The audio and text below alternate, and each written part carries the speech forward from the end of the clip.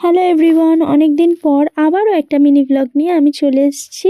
আজকে মিনি ব্লগটা শুরু করলাম আমার মামাবাড়িতে বসেই। একটা বিশেষ কারণে মামাবাড়িতে এসেছিলাম, তো সেটার কথা পরে বলছি। তার আগে দেখে নাও এখানে আমরা কি করছি। এখন আমরা সবাই যখন এক হই ভাই বোনরা, এখনও সেই বাচ্চাদের মতো পাগলামিগুলোই আমরা করতে থাকি।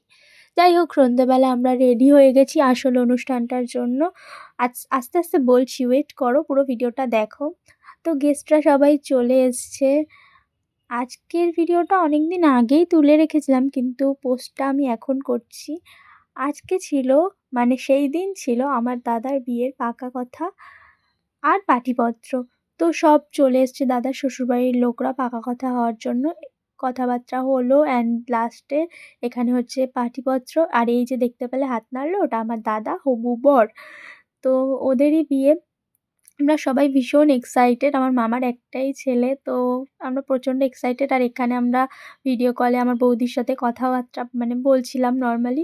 এখন তো তোমরা বিয়েবাড়ি রিলেটেড প্রচুর ব্লগ দেখতে পারবে আমার চ্যানেলে, তো ঝটপট আমার চ্যানেলটা সাবস্ক্রাইব